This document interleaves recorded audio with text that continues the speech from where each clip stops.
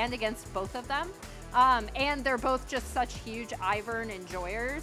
IMT also taking the Senna off the table for NRG. NRG is still one of those teams, and FBI is one of those players that I think of when I think of Senna in the LCS. Yeah, I do wonder if we're going to see a Corki ban here. Otherwise, I could very easily see the Corki first pick coming through to Mask. I know in other leagues around the world, picks like the Lucian have come in to be a bit more of a Corki match, but I still think, without seeing it, that a Corki ban would be the most logical choice here. We see the Talia ban coming through, and then Corki first hover, Corki first pick. With Tristana out, I will be curious, like you said, to see what Palafox ends up bringing to the table in that mid lane. But Ashe is up, and Ashe has been something that obviously her place in the meta is still incredibly solid because of what she can bring. Absolutely, and when we talk about the jungle matchup, Ashe always brings so much for the jungle matchup because of the hot shot. Tracking the enemy jungle is going to give Contractz a pretty significant advantage. Ezreal Leona as the quick snap answer here from the Immortals bot lane, who traditionally, they have been the real hope for this team. They are generally the one to carry it if Immortals are going to get the win. Yeah, and also we see the Sejuani coming out for Contractz. I think some of his better performances in LCS have been on this pick. And again, it is something where he can sync up with his lanes. Yeah. He'll have that vision from the Ashe and the Ashe Kalista coming out. That double hail of blades, really, really aggressive 2v2. Yeah, and that's going to be where this early game is defined now, is around the bottom lane of NRG versus IMT, because even if we haven't seen Ezreal Leona for a bit, that's a very traditional kind of power pick duo, but it's more about later on in the game because Leona will bring so much tank and CC. Ashe Kalista will basically slam you early. I do wonder if we see a lane swap here. Yeah, I'm also curious to see one thing that I've noticed about Huhi just generally against other supports is that while he has the highest kill participation of any LCS support at 79%, he also has the lowest mid proximity and kind of a general low proximity to other lanes outside of bot lane. Which is really interesting when then you look at someone like Olleh on this Leona who might be able to get those early roam timers down, especially from first back, and be able to affect this mid lane matchup. So there's the Ivern you were talking about earlier. That's going to get banned away. Maokai, which was played in both the games for Armao last week, also banned away. And when you are looking towards these kind of squishy double range bot lanes, generally the thought process is, all right, bring a ganking jungler, utilize the Leona, try to punch them in that way, because the isolated 2v2 is so difficult. So we're going to have to see where Armao wants to go as far as the junglers are concerned. In week one, he did play a very different style of champion. He played the Xin, he played the Rek'Sai. He was able to win on both of those, but went straight to the Maokai in week two. And I think they've given him a good window where he can play a bruisier jungler here up against Sejuani, knowing he has the front line, or just go with what everyone else has been picking as an OP champ with the Zyra. I love it.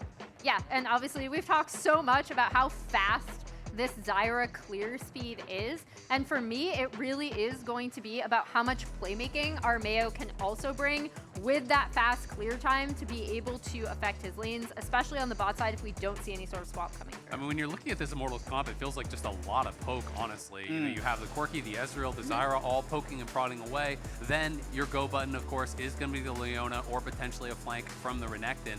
On the other side, there is some pretty powerful engage as well, and it's pretty low commitment engage. And with the Sejuani ult, with the Ashe ult, they can get fired away. And if you are actually able to connect on one of these squishy targets, then they can go in for the follow-up, look to get those 100-0 type of kills. Generally speaking, I think I'm favoring the Immortals composition a little bit, but that's mainly because I just love Zyra comps that make sense. Being able to full clear in under 3 minutes, and then also having Olleh on Leona, which I think is the strongest support on the patch right now due to the tenacity rune changes and also Warmogs being such a great item for her.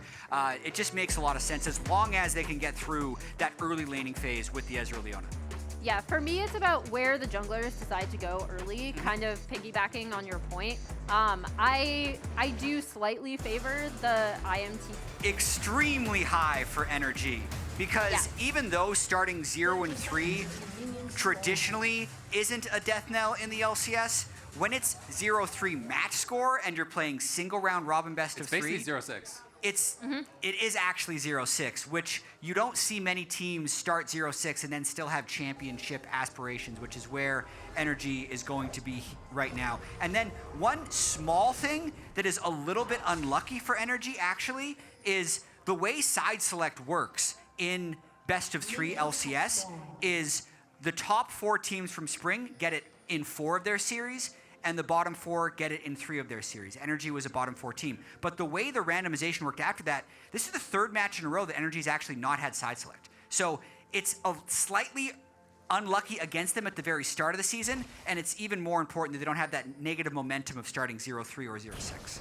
Yeah, and obviously, I know you keep bringing this up, Jatt, but we see the NRG slow summer starts as they did get perfect game by EG. Obviously, this is in single game best of 1s, not best of 3s, which you kind of underlined the importance of being able to win this match against IMT. And then early on, we did see NRG kind of full invade. They were spotted out by an Immortals ward, but placed that early vision down on the bot side jungle. So they should know when Armao decides to path down here, in addition to scouting out for a potential swap that did not happen. I mean, they have 3 wards down in the jungle, so he is going to be absolutely spotted out anywhere he wants to go. We'll have to see exactly what Contractz is going to do. There is a ward on his Raptors as well, so they're going to get the info, of course, that Contractz is clearing from top down towards bot. And both teams are going to be fully aware of the information. I do wonder what NRG is using all of that early vision for, because they didn't disrupt Armao's very early clear. It does seem like he didn't necessarily clear 3 camps super fast. We'll see what he actually does the 6 camp on. I've seen it as low as like 258. But at the moment, the first wave crashed into Olleh and Tactical generally okay, and there's no dive being set up, so it looks like a relatively okay early game for the Immortals bot lane. Yeah, it's just going to be about how much of this farm can they actually pick up, right? Because it is 19 CS to 8. There is obviously a couple more there for him to farm, but you know, NRG knows that Zyra's now on the bottom side, so they are going to just crash the wave, allow it to collect and come back towards them. This is the window where they have to play a little bit safe here, because this is where Zyra's going to be ahead of that pace of the Sejuani. They should be aware that the Zyra could be down here. Yeah, they're just going for it. Well, Huhi in a lot of trouble. Is going to have to flash out. The Stranglethorn's not going to actually connect, as Grasping Vines, the root doesn't actually connect on him there. FBI will hold on to his summoners, but it is both of them spent by Huhi. They target the support because he's the one without the cleanse. Oh, watch out. Contractz now maybe getting a little bit of river control. They really have to scrap over this wave to see who gets it. Yeah, we'll see. Contractz is here, wants to hold on and try to keep his bot lane safe in this 2v2. And he's just going to sit around here, not going to be able to actually challenge very likely for this scuttle. But now, as Huhi moves up, Contractz is going to try to push in. Armao, though, could just cross and potentially go for a double scuttle. It is going to have to be a base here from Contractz, and a slight advantage for Immortals at the end of the day. Yeah, and I am kind of a little bit surprised, because I guess Contractz was not in a position where he was going to be able to come down and help them without skipping a camp. He was spotted. They didn't track that ward. Try brush. Yeah, I feel like this early set of decisions by Armao, the first gank is good, but everything after that, I think they're missing that like slight bit of extra you get with Zyra. Like when you have the chance to double scuttle there, you just go for it and slingshot your way ahead of the Sejuani, because as it is now, it's actually just going to be 7 camps to 7 camps, and he does have his first item now that's going to help him clear faster after that, but he could be a lot farther ahead of the Sejuani at this point. He could, but I also do like that at the very least he was able to get a pretty good back for Tactical and Olleh, as you see them roaming up topside, presumably for a grub take. So, I mean, in this lane where they were getting hard shoved in, obviously, like you said, it could have been a little bit more efficient, but I do think that is what this allowed, right? Because now they're going to be able to set up for grubs, and they're setting up for a dive on top side. Yeah, they're actually just going to go for the 4-man dive here. Olleh going to look to start it out. When's the counter-strike going to come through? The stun arrives. The root is there to follow. Dhokla going to go in. He got first blood in the 1v4. Big Doke stands tall in the top lane and gets the kill onto Olleh. He had no flash. Starting out that dive without flash was very risky, and Dhokla's able to get the punish. I think you got to lead with the Renekton there instead of the Leona. I think the ordering by Immortals was just a little bit impatient. I understand Olleh has probably made that gank happen so many times in the past in scrims, and maybe just didn't realize until it was too late that he didn't have flash. When you bring 4 to a level 5 top laner, you usually get the kill for free, so Dhokla surviving this is a great outplay. Yeah, and I mean, this is absolutely not the way Immortals want to go, right? As we see him go in, get the stun. He still dies for it. They do trade 1 for 1, but that's actually so crucial. We see Pinkard reacting. I mean, that's one of those reactions where he knows it's bad that was even a possibility, but he's happy that he got the return kill because it still doesn't help him a huge amount. He did lose the wave. His opponent top laner did get the kill, and now we're actually in a full swap situation. Yeah, I was going to say, now we see those lane assignments coming through out of IMT. No grub set up yet, but they do have this bot lane duo away from that pushing Ashe Kalista. Yeah, they do, but at the same time, you know, they were farming bot lane. You sent 4 members top. You end up giving first blood over to your opponent. Yeah, you got a kill. Yeah, Dhokla doesn't get a huge advantage off of it, but bot lane is creating an advantage, right? That is, across the map, still a very good play for NRG, as we're seeing Immortals pushing on top side. They're taking the grubs with the Zyra, and we'll just have to find out how much of an edge can Huhi and FBI get in this 2v1. Yeah, a lot happening right now. Both neutral objectives, both duo lanes farming plates off of a solo top laner trying to hold. They want to redive, maybe. Ultimately, it's just a big trade. Contractz could consider a dive onto Castle, a level 6 Renekton's tough, and Armao could consider the dive onto a level 6 Jax, but that would also be tough. Yeah. And we'll see. Contractz is pathing down here.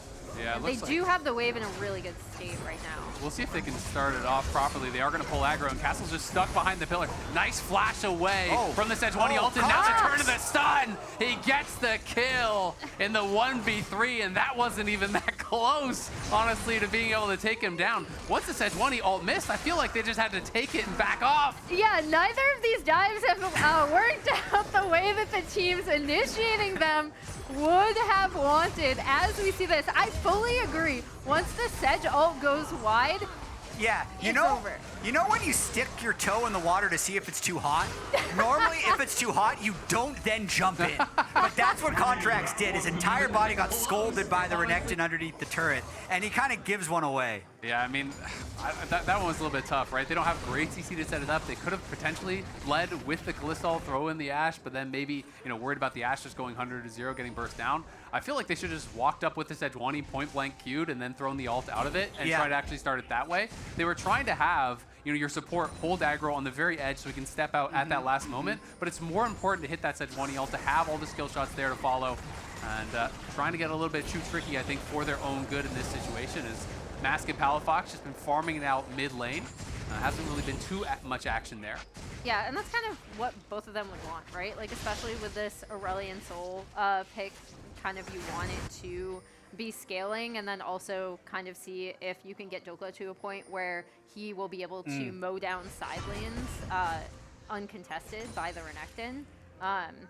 So yeah, we have not seen any action mid, which is actually kind of surprising given how many other teams have kind of really tried to get their mid lane prio in place. Yeah, there's the attempt, I think, from Huhi. That's the Ashe equivalent of a mid lane roam. Just fire the arrow, see what happens, be like, all right, if Leona comes, don't say I didn't try. But I do understand why there hasn't been more action, just with it being Corki Asol. Yeah.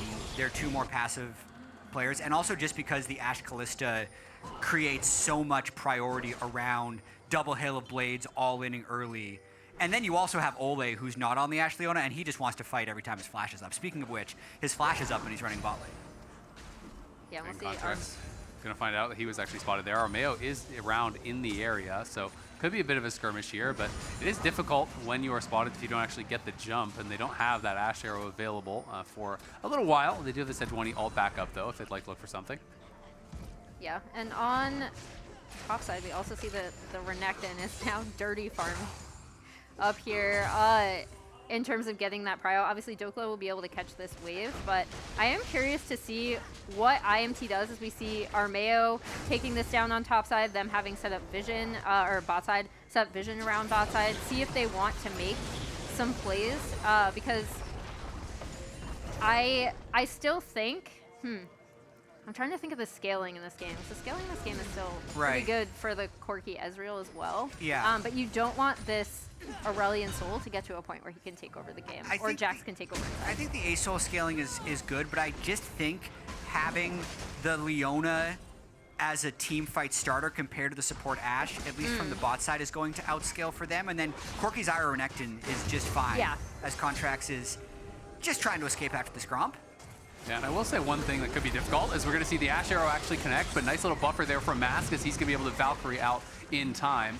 Range can also be a struggle sometimes for the Azael, right? You know, when there's a lot of poke, if we're talking about like a level 16 Corki and a level 16 Ezreal and the Zyra plants and everything poking away, as Immortals are going to be looking for 6 grubs here.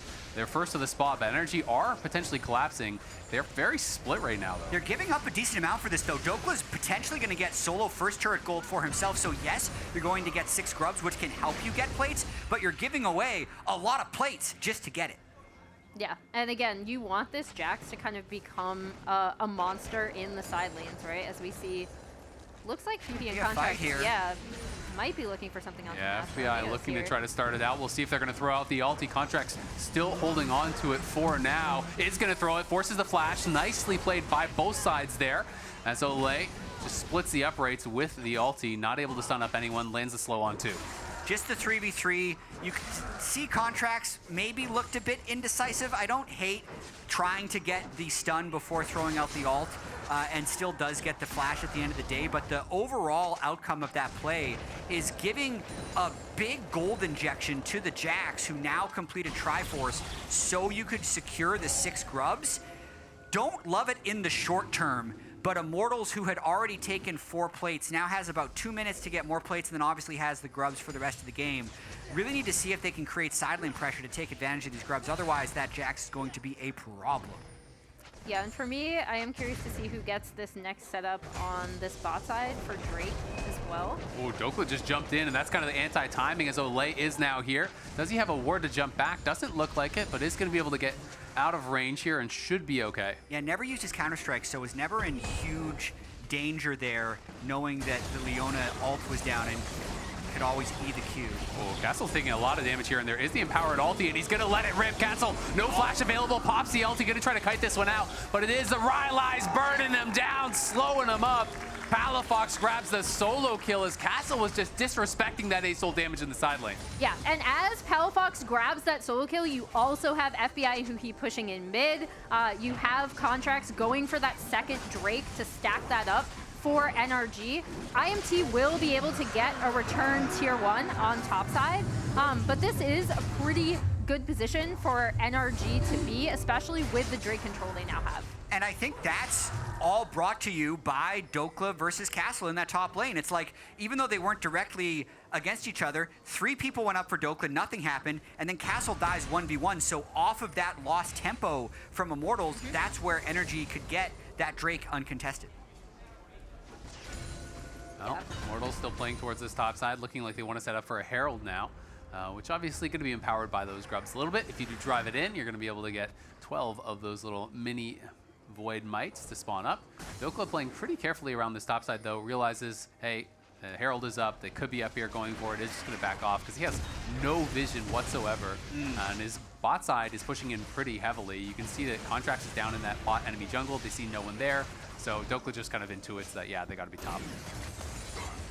Yeah, and they should be able to just take this uncontested as NRG kind of continues to just clear bot side, potentially set something up here. The wave's not here, and now IMT are looking mid. I think they want to use this Rift Herald mid and try and break it open a little bit because they've lost control of their bot side of the map. I think a retake is actually pretty risky, but if they just hold mid here with Ezreal, Leona, and now the Corki's moving down a little bit too, I think they should wait for the next wave, drop the Herald, and try and make something happen. Yeah, we'll see. Here we go. Yeah, NRG's looking like they want to fight this, though. They're actually right here, and they're going to go in, and they find Armao, and Armao is just going to get burst down right off the bat. Castle's TPing in, but he's just going to have to run immediately. He's going to actually jump into the Herald. They're trying to block him on his way out, but he's going to crash into the wall, potentially. Tokyo Drift, he's going to get out of there. Take a top lane, man. But is it even going to get a charge? I mean, it looks cool. It looks stylish, but that was the Herald they played for. Someone could go top and kill that thing off at the end of the day. That was great play from NRG. They anticipated the Herald being dropped down mid. They immediately went for and burst down Armao, who wasn't able to actually flash the play. And Contractz found the ult this time. Dash R, no hesitation. Armao doesn't flash it. Everyone was on the same page. The Azael ult comes down as well. So the teleport from Castle is just far too little too late. And that entire setup is blown up by NRG getting that engage. Yeah, and getting that engage onto Armao is super important as well, right? Just because of how much control Zyra can have in these team fights with her ultimate. I mean, and he had flash. He knows it. That's kind of look of disappointment on his face. He didn't react to it. If he flashes out and then turns around with his own ulti, it's a very different play. So it's one of those things where got to be on point. And I see Armao just barely missing out on a few things, going all the way back to his early jungle clear, not double scuttling, being about 10 seconds slower than the other full clear Zyras that I've seen. That makes him maybe a little bit late to the first gank where they would have had a higher chance to kill, or maybe even, like I saw a River game where he pushed the enemy tank jungler off the blue buff, right? By being those small 10 seconds or those small fractions of a second before flashing away. And that's the difference in this game. It's still highly winnable, only 1,000 gold difference in 2 Drakes, but they're losing on some pretty slim margins here. I do think that is when we talk about how these AP junglers have come into the meta and whether LCS junglers are super, super comfortable with them, right? These are the kind of small windows when we look at someone like River playmaking on something like the Zyra after a super fast clear, or Blabber just having such efficient farm on the Karthus. Armao just has not looked as necessarily comfortable with the Zyra, where Contractz, obviously, bot lane dive did not go as planned. He's whiffed a few Sej ults, but he is still very comfortable with this champion, how she looks. Yeah, and Licorice said something to us last week where League is a lot more about where you are than like what you actually doing on your champion, and obviously both are a bit important, but I think that's even more important with junglers, but that's why the clear speed matters, because you just get more time to be in the right spot, and that is where the Zyra should have the edge, hasn't necessarily taken full advantage of it this game. I mean, the Sejuani has really been keeping up in farm quite close, right? And it's probably going to be Warmog second for Contractz, especially against a team that has this much poke. It's going to be very valuable to just be able to be that person who's stepping forward, who's eating the initial damage, healing back up before objectives, and just trying to go into these fights at full health. Olleh threatening a little bit on the side here. They may try to look for an angle onto Palafox, but Huhi does spot them out as both teams trying to get ready for this potential Dragon. NRG has the first 2, so Immortals don't want to give it up, and we'll see if NRG can kind of bully their way in. Right, let's see here, because Dhokla is free pushing that top lane, so NRG actually wants to take their time here. They don't need this Drake, but the best teams here will make Immortals work for it. So they want to get some cooldowns and buy Dhokla as much time as possible. They're a little too fearful of not having eyes on the Leona. They don't want to lose the fight, so I think they just end up giving this up as Dhokla gets the push in top lane. Yeah, and that is the trade-off, right? Where Dhokla should be able to mow the rest of this turret down pretty quickly, and what you're looking at from NRG's composition is now who is going to be able to deal with this Jax. Exactly, they put a lot of emphasis on getting him ahead. You know, we talked about it earlier with the grubs. You know, it's 6 grubs for all these plates in the tower for Dhokla. It's another tower going that way as a nice little sidestep comes through from Tactical. Now going to be looking for Mask. We'll see if they can find him. The Falling Star connects, and there's the Glacial Prison as well. He does flash out. He's just going to try to stand and fight. He gets over the wall. Is going to be able to survive, and Palafox fails the flash and gets taken out. Castle arrives, and now it's more for dinner. Contract's gonna have to flash away from the Croc as Castle had his number, but Immortals find the kill onto Palafox off of a play that was engaged by them, but not able to actually finish off Mask before he got out. Yeah, moment of trying to get a bit aggressive there. Palafox was very strong with a bounty, but just gets caught by the Zyra as he's trying to overchase, and I loved the aggression from Mask of standing and fighting towards the back here. Yeah, and here you see, obviously, the power of the Zyra coming in, the fail flash. Palafox has had a really rough split thus far, like a rough year compared to like what we know he's capable of. Yeah.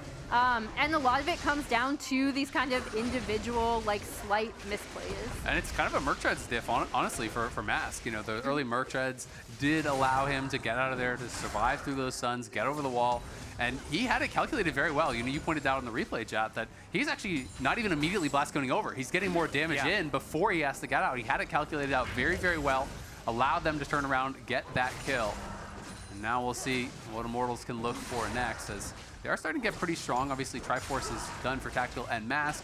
Their Muramana going to be stacked up and ready here for Tactical soon as well. And that's a big 2-item spike for both the mid and the AD for Immortals when it's done. And I also think it's important that NRG is getting control of the Baron, not because they can necessarily burst the Baron super fast, because we have Zyra in the game. So if ever Immortals does have a window to take Baron, they can do it in under 15 seconds. But because they're a little bit behind in their solo lanes, right now Immortals is stuck playing He's looking defense. for an angle. Again, not quite able to find it. He's been fishing for a tactical. They are going to try to push them back, utilizing the Azael E there. That's a little bit of a zoning tool. And now Armao gets caught, but there's no way to follow up on that. Contractz a little bit ambitious with the Glacial Prism, just lets it fly. And now both their engage tools are gone. So Immortals can play a little bit more confidently, step a little bit more further forward. Yeah, I think NRG was really confident there because they had the big Azael ultimate, and I think Contractz was hoping they could just chain somebody down.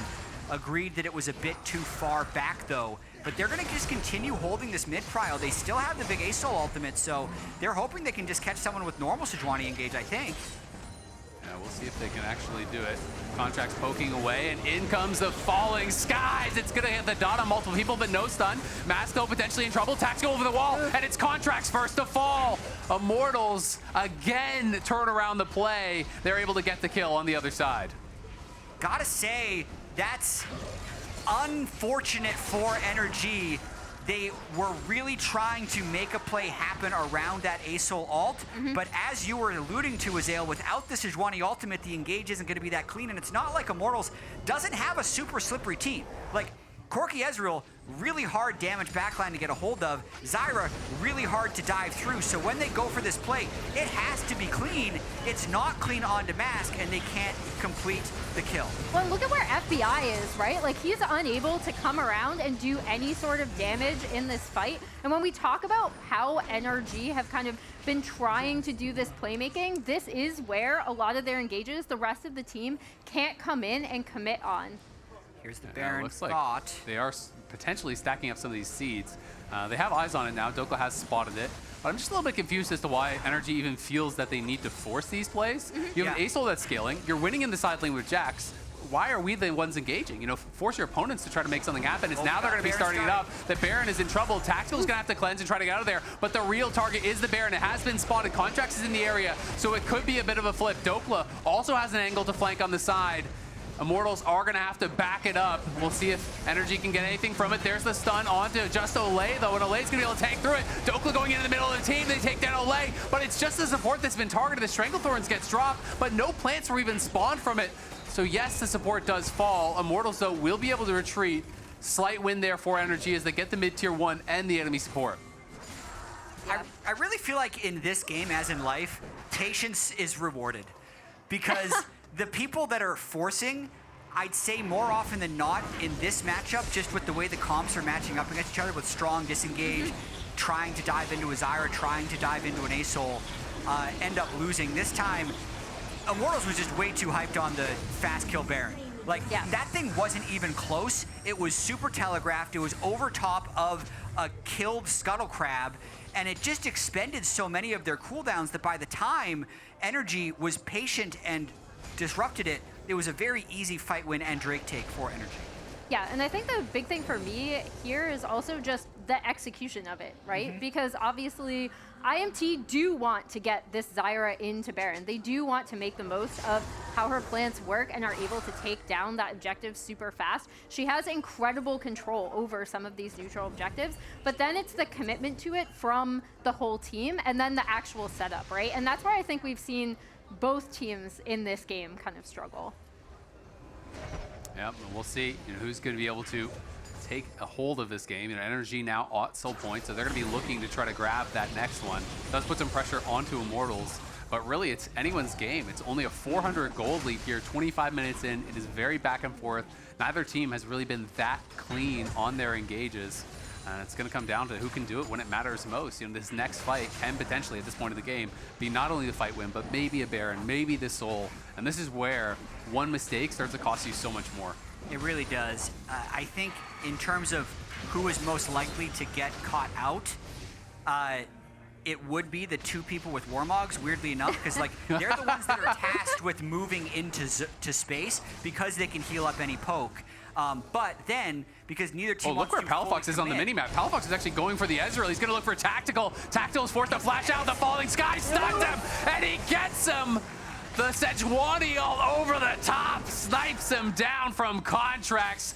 big play from Palafox. So I did not have Sol catches Ezreal on Yeah. my bingo card for this game, but I need to see how Palafox pulled that off because he still catches the Ezreal post-flash, and now they're going for more. Yeah, Armao is potentially in trouble here. He's going to try to back it up. In comes Mask. All of them are grouped up, and Dhokla is going to go in, lands a big stun on multiple members. FBI's involved as well. Castle flashing forward, but Contractz is there to peel. Castle's got nowhere to go, and NRG are mopping him up, wiping him off the map. And that is the fight that NRG are looking for. They are potentially looking for a reset. We'll see if Go they for it, reset guys. and go for Baron They or got go for it. Warbox. They're pretty low. They got True. Warbox, they got Kalista. I think they're going to start at Palafox, and True. Dhokla can both teleport back. This should be Baron. That is a game-opening fight, and it did start with Palafox, the Yep. guy who's had such a rough year, who needs to will NRG to victory here, makes a huge pick onto Tactical that starts it all before the big fight. Not sure which replay we're going to get, but I want to see it again. Yeah, and this is where I think with Baron, again, the Jax becomes even more dangerous as we see the replay of this fight. Palafox walking up, and yeah, Tactical is just there on a ward. They're able to get on him even with, Wow. yeah. Great angle from Palafox approach. You called it out there, Azael, on the mini-map. That's the type of pick you hate to see as a Oof. coach as well. And then that led to this. And it was so important because he actually used the fly so far up, so even when he shifted, he was still in range to continue slowing. Watching this fight one more time as well, you could see that the engage was just clean, and it's the fact that it's a 5v4. Immortals needs to be conceding more of this ground here, not getting caught where the turret's not even necessarily protecting them. NRG with decisive plays, now with Baron pushing mid. I just feel like we haven't seen a single time where Immortals are able to land the poke before they engage to the fight. They're just kind of going for these 100-0 plays, but you have Ezreal, you have Corki, you have Zyra plants to poke and prod and try to rot them down before you commit to that engage, but they're struggling to do it. Feels like they're getting a little bit antsy and then just over-committing into these fights. And Dhokla's also so much stronger than everybody else in this game because he's gotten 2 solo turret golds early. He's level 16, so it's pretty easy to leave him down bot lane and basically get more people towards him. That opens up the mid lane as NRG is just trying to stack gold on this Baron. Yeah, and now they should be able to rotate and get this bot tier 1. Big ult again. They're gonna look over the wall, the skies descend, and Armao is stunned up. Are they gonna be able to finish him off? Doesn't look like it. Castle bodyguarding.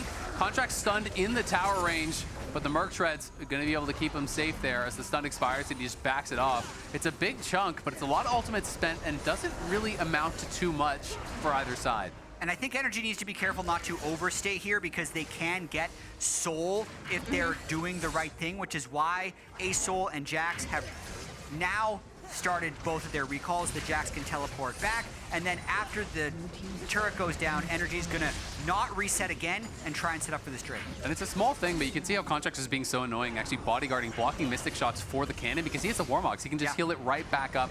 They are first over by that dragon, and now Immortals again gonna have to try to shove their way in. We'll see if they can do it, but look at this deep TP from the Jax. He's gonna try to come from behind them. He is spotted now, so they have information that he's there. The Ashe arrow connects onto Olleh. Olleh is getting low. He looks for the Zenith blade, can't connect, and now Contractz just trying to back it up as Dhokla is here, but he is very split from the team. Castle gonna force the counter-strike as Dhokla just jumps back to his squad. Olleh has gotta let this Warmogs kick in and heal back up. Patience is key for both of these teams. Neither of them want to over-engage early. Dhokla not over-committing. Huhi out of mana, but the FBI poke hurts. Dhokla's looking, he flashes forward, he got Mask! Mask is gone, and everyone is just burning down. It's a double kill for the Jax, and it's all of Immortals crumbling. It's a clean ace for NRG. They're gonna march it down bot lane here, and we'll see just how much damage they can get done. And all of that gold and like turret plates, everything, the investment into Dhokla really, really paying off. When we talk about when this NRG team is at their best, it is through how they are able to play with these solo lanes, right? And when they looked their best, Palafox having some mistakes, but a really clean Sol game overall for the game. And then again, Dhokla, all this early investment really paying off. No one could contest him in side lanes before, and a really excellent flank around the backside of that team fight. And the biggest issue we've heard about NRG since their championship was having different ideas of how to play the game, but the way that manifested, don't steal. Okay. The way that manifested. Why don't you want to steal? You want the chaos? Yeah. Was them just looking really incongruent in team fights. This team fight, they were all on the same page. It's back, back, back, back, and when they go, it's go. Like, as Dhokla was getting that kill onto Mask, Contractz was also engaging on the other side, so they instantly both engaged on two completely different fronts of the team fight, and that's why it was so successful. And I will say, something that is really positive about this for NRG is that even when the plays haven't looked good, they've all been committing to the same thing, you know, like you're talking about. They have been on different pages in some of the previous games. Even when some of these engagements are flubbed, they're at least all going for it. They're all kind of working for it. And it kind of feels like watching this game, that's something that they've been talking about and something that they've been working on is just, you know what, we're all going to commit to the call, we're all going to go for it, we're all going to be on the same page, win or lose. And I think that's really key for a team like NRG that we're talking about, how many like internal communications issues they had, especially in this past spring, bringing Huhi in. As we see them set up, they should be able to get this pretty easily on this. Oh, Armao's caught again. There's not a lot of follow-up, but they're going to just kind of poke him down and push him back. Jax is going to be shoving up that bot lane. No one there to answer him just now, as Mask is actually cheating up towards mid lane. This is that kind of difficult situation where Immortals are very likely going to have to choose one side and fully commit to attacking it, try to burst someone down right off the bat, and hopefully that buys them time. Because really now, on Immortals, you're hoping that you can get towards Elder and maybe take that. That's probably going to be the only thing that could really pull this game back. I think the next step for NRG here is waiting for this Baron to come back up. It's in 30 seconds. They've cleared bot. Dhokla just needs to make sure he doesn't get caught or TP'd behind here, because with the setup that NRG has on the top side of the map, they should be able to take this Baron down fairly easily. It's just so hard for Castle to do anything. You're an item and a half behind the Jax. You know, it's 2 completed items to 4. So even 2 members might not do it, right? You know, you might need a full 3, which it gets kind of close to checkpoint at that point. You need to send so many people down to answer them. And now NRG just immediately onto the Baron. The call from Immortals looks like it's going to be try to get down behind Dhokla and maybe pick him off, maybe take the Baron off of him. So they're sending the whole squad down here, but Dhokla's playing it pretty safe, and he might have better chances than Immortals are hoping for. So we'll see. He baits it, or he dodges it by standing in place. He doesn't run further back in the lane. Mask in trouble, though. He's caught by the Sejuani ult. They don't have the damage to fish him down, though, because it is just the support and the jungler. Despite the fact that it is an Ashe, it is just the support Ashe. But as you can see, Palafox kind of bringing this wave in from top side. Dhokla escorting the wave in on bot side. This is really nice from NRG. We've seen them kind of bring out these compositions where they do want to side lane and have kind of flubbed some of it when they have been in positions to win. So it's really, really nice to see this split push coming out of Dhokla and NRG being able to close this out fairly cleanly. Hopefully. Well, we'll see if they're going to be able to do it. Dhokla escorting all of these minions in. Armao has to come back to help him try to clear it out, and the wave is stacked up in topside. Mask in trouble. Mask stepping way too far forward, and Mask is just going to die for free. And that may just be the death knell of Immortals as they're all starting to fall. Dhokla flashes forward, takes down another. Castle sure to follow. He's low, he's gone. It's Contractz and Dhokla running over Immortals. Tactical can do nothing. Hit as many Qs as you want, but they're not going to make a difference here as NRG marches into the base. Will finish off the Nexus here and take the lead in Game 1 over Immortals. Very big Dhokla in this one, 358 CS. And also this bot lane you see on screen, deathless with the Kalista Ashe. So overall, a pretty clean game at the end of it. Only had 4 deaths throughout, 17 kills, stacked up the Dragons, and have one more game win to get their first series win of the season. Yeah, the early investment in Dhokla really pays off with this Jax pick that they saved for him on red side. Again, Contractz, not all of his early plays worked out, but I will always prefer a Contractz that is trying to read his lanes and making plays around it. And then Palafox on the Azael. And specifically with Contractz, the fact that they didn't tilt after the bad play is the bigger positive for me. Absolutely. And hey, LCS fans, Fantasy LCS is happening on Sleeper. It's not too late to sign up, start a league with your friends, and then crush your dreams with your own LCS super team. You can head on over to sleeper.com or sleeper.app to give it a try. And now let's head on over to the LCS Lounge.